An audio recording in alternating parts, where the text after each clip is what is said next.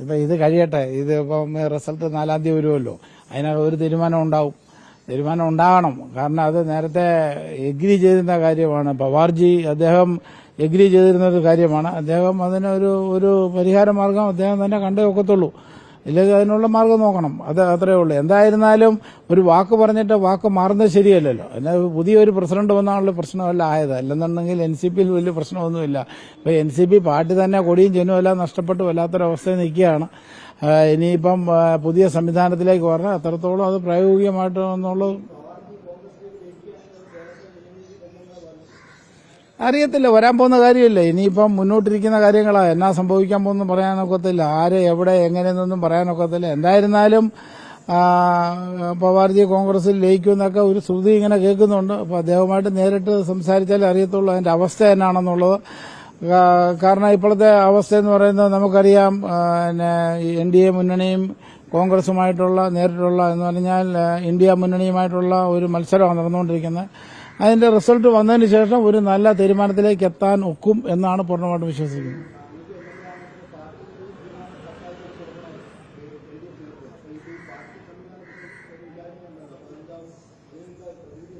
ഒന്നും അറിയത്തില്ല. ഏതായാലും ജൂൺ 4-ാം തീയതി എന്താണ് തീരുമാനം എന്നുള്ളത് നമുക്കറിയാനെടുക്കും. ആരാണ് ഭരണത്തിൽ വരുന്നത്, ഏത് മുന്നണിയാണ് വരുന്നത് എന്നുള്ളത് നമുക്ക് നോക്കാം.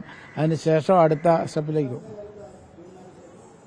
അല്ല, ഞാൻ അതിനു മുമ്പ് തന്നെ പവാർജിയായിട്ട് വിഷയമായിട്ട് സംസാരിക്കുന്നുണ്ട്. അവർ തീരുമാനം എടുക്കണമല്ലോ. കാരണം ഒരു വാക്ക് പറഞ്ഞതല്ലേ. അപ്പോൾ ആ വാക്കിന് മാറ്റം വരുത്താൻ പാടില്ലല്ലോ. വാക്കാണല്ലോ ഏറ്റവും വലുത്. കേന്ദ്ര നേതൃത്വം ഇടപെട്ടെങ്കിൽ മാത്രമേ ഒക്കത്തുള്ളൂ. കാരണം വേറെ പലർക്കും പുതിയതായിട്ട് NCPയിലോട്ട് വന്നിട്ടുള്ളവർക്ക് പല ഇന്റൻഷൻ കാണുമല്ലോ. നമുക്കങ്ങനൊന്നുമില്ലോ. നമുക്ക് ഇവിടുത്തെ NCP എന്ന് പറയുന്നത് ശരിക്കും തോമസ് ചാണ്ടിയാണ് അതിന്റെ കാതലായ ബേസ്, അല്ല വേറെ ആരുമൊന്നുമല്ല. അല്ല ഇടയ്ക്ക് കയറി വന്നതൊന്നുമല്ല. തോമസ് ചാണ്ടിയാണ് NCP എന്ന് പറയുന്നത് കേരളത്തിൽ. അദ്ദേഹമാണ് ഇതിനെ പടുത്തുയർത്തി. പ്രത്യേകിച്ച് ആലപ്പുഴയിൽ ഏറ്റവും ശക്തമായ ലെവലിൽ തോമസ് ചാണ്ടിയുടെ ബേസ് തന്നെ. അല്ലാത്തവരെന്ന് പറഞ്ഞാൽ അവർക്ക് വന്നതിന് ഓരോ ഇന്റൻഷൻ ഉണ്ട്. അല്ല ചുമ്മാ ഇങ്ങോട്ട് കയറി വന്നതല്ല. ഒരു ദൂരക്കാഴ്ചയിൽ വന്നവരാണ്. ഇന്നതൊക്കെ ഇന്ന രീതിയിൽ അത് ഉപയോഗപ്പെടുത്താൻ സാധിക്കുമെന്ന് കണ്ടുകൊണ്ട് വന്നവരാ. അല്ല NCPയെ വളർത്താനായിട്ട് വന്നവരൊന്നുമില്ല. NCPയെ വളർത്താനുള്ള ആഗ്രഹം അന്നും ഇന്നും ഉണ്ടായിരുന്നത് തോമസ് ചാണ്ടിയുടെ സഹോദരനോ ആ കാര്യത്തിൽ അന്നും ഇന്നും മുൻപിൽ നിന്നത്. അല്ല അവർക്ക് എന്ത് വേണേലും പറയാമല്ലോ. ഇവർക്ക് ഈ പറയുന്നതിനൊന്നും ഒരു കുഴപ്പമില്ലല്ലോ. കാരണം ഇവരുടെ ഒന്നും നാക്കിന് ലൈസൻസ് ഇല്ലല്ലോ. ധാരണയുണ്ടോ ഇല്ലയോ എന്നുള്ളത് ഇപ്പോൾ NDA പോയിട്ടുള്ള പ്രഫുൽ പട്ടേലിനോട് ചോദിച്ചാൽ മതി. അദ്ദേഹം വളരെ വ്യക്തമായിട്ടും പറയും അതിനകത്ത് ധാരണയുണ്ടോ ഇല്ലയോ എന്നുള്ളത്.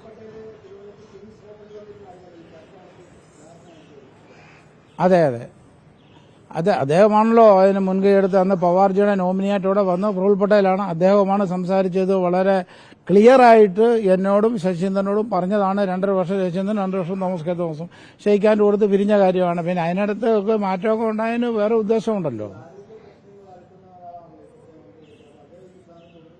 അത് നമുക്കറിയത്തില്ല. അദ്ദേഹത്തിന് ആരോഗ്യ പ്രശ്നമുണ്ടെന്ന് അദ്ദേഹം തന്നെ മനസ്സിലാക്കേണ്ട കാര്യമാണ്. എനിക്ക് പറ്റുമോ ഇല്ലയോ, എല്ലാത്തിനും ഒരു നീതി ന്യായമുണ്ട്. അന്യായമായിട്ട് ആര് ചെയ്താലും അത് നിലനിൽക്കത്തില്ല. അതാണ് അതിന്റെ വിഷയം. പിന്നെ അവർക്കൊക്കെ ഓരോ ഉദ്ദേശമുണ്ട്. ആ ഉദ്ദേശം സഫലീകരിക്കാൻ വേണ്ടി കാണിക്കുന്ന ഒരു ടെക്നിക്കെന്നേ ഉള്ളൂ. അതിനകത്ത് അതൊന്നും ഒരു പരിധിക്കപ്പുറം പോകില്ല. കാരണം അതാണ് ചരിത്രം എന്ന് പറഞ്ഞാൽ നമ്മൾ പല കാര്യങ്ങളും പൂർവ്വകാല ചരിത്രം എടുത്ത് നോക്കിക്കഴിഞ്ഞാൽ നമുക്ക് ഓരോ രാജ്യങ്ങളെ തന്നെ എടുത്തു കഴിഞ്ഞാൽ ഇപ്പോൾ ഇറാഖിനെ എടുത്തു കഴിഞ്ഞാൽ മനസ്സിലാവും. സദാം ഹുസൈൻ ഇല്ലേ, ഏത് രീതിയിലാണ് കയറി വന്നത്, എങ്ങനെ തീർന്നു, ഇതല്ലേ. ഇദി അമീൻ എങ്ങനെ കയറി വന്നു, എങ്ങനെ അവസാനിച്ചു, ഇല്ലേ. മുഹമ്മദ് ഗദ്ദാഫി എങ്ങനെ കയറി വന്നു, എങ്ങനെ അവസാനിച്ചു, ഇല്ലേ. അതുപോലെ ഹിറ്റ്ലർ എങ്ങനെ കയറി വന്നു, എങ്ങനെ അവസാനിച്ചു. ശശീന്ദ്രന്റെ കാര്യമല്ല പറഞ്ഞ, മറ്റേ പല പാർട്ടിയിലുള്ള പല ആൾക്കാരുടെയും കാര്യമാണ് പറഞ്ഞത്. ശശീന്ദ്രന് ഏകാധിപതിയാണോ നിങ്ങൾ തീരുമാനിച്ചാൽ മതി. ഞാൻ പറയേണ്ട കാര്യമൊന്നുമില്ല. ശശീന്ദ്രനല്ലേ നിങ്ങളോട് പറഞ്ഞത് അങ്ങനെ ധാരണയില്ലെന്ന്. അപ്പം ധാരണ ഞാൻ പറഞ്ഞത് പ്രഫുൽ പട്ടേലിന്റെ മുന്നിൽ വെച്ച് ഞാനും ശശീന്ദ്രനും കൂടെ എഗ്രി ചെയ്തൊരു വിഷയം ഇല്ല എന്ന് പറയുമ്പോൾ അദ്ദേഹം എന്തുമാത്രം അപവാദങ്ങളാ പറയുന്നെന്നുള്ളത് ചിന്തിച്ചാൽ മതി. അതാ തെറ്റായിട്ടുള്ള കാര്യം എന്നുള്ളതാണ്. ശരിയല്ലേ?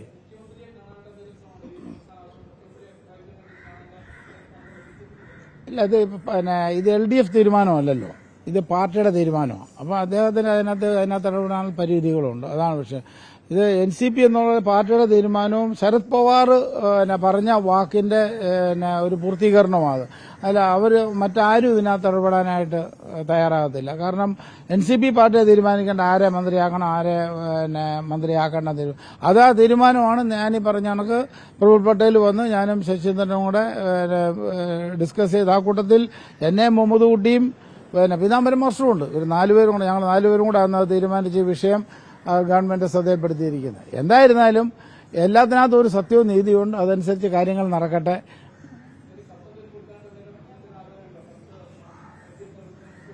ഈ രണ്ടുപേർക്കും ഞാൻ നേരത്തെ കത്ത് കൊടുത്തിട്ടുണ്ട്. മുഖ്യമന്ത്രിക്കും കൊടുത്തിട്ടുണ്ട്, LDF കൺവീനർക്കും കൊടുത്തിട്ടുണ്ട്. അത് നേരത്തെ കൊടുത്തിരുന്ന അവർ തന്നെ എന്നോട് പറഞ്ഞത് നിങ്ങളുടെ പാർട്ടിയാണ് തീരുമാനിച്ച് പറയാൻ. അവർ തീരുമാനിക്കുന്നുണ്ടോ ഇല്ലോ എന്ന് നോക്കട്ടെ. ഏതായാലും ഒരു MLA ഉണ്ടായിരുന്നുള്ള 2.5 വർഷമേ ഉള്ളൂ. 2 MLA ഉള്ളത് കൊണ്ടാണല്ലോ 5 വർഷം കിട്ടിയത്. അപ്പോൾ തോമസ് കെ തോമസും കുട്ടനാട്ടിൽ നിന്ന് ജയിച്ച് വന്നുകൊണ്ടാണല്ലോ ശശീന്ദ്രൻ ഇപ്പോൾ അവിടെ ഇരിക്കുന്നത്. അപ്പോൾ അദ്ദേഹം ചിന്തിക്കണം, ഔദാര്യമാണ് തോമസ് കെ തോമസിന്റെ ഔദാര്യത്തിൽ എപ്പോൾ ഇരിക്കുന്നത് അദ്ദേഹം ചിന്തിക്കേണ്ടതാണ്. അതിനുപകരം അപവാദം പറഞ്ഞു വരുന്നതോ അല്ല ഇങ്ങനെ തീരുമാനമില്ലാന്ന് കള്ളത്തരം പറയുന്നതോ അല്ല ശരിയായിട്ടുള്ള കാര്യം.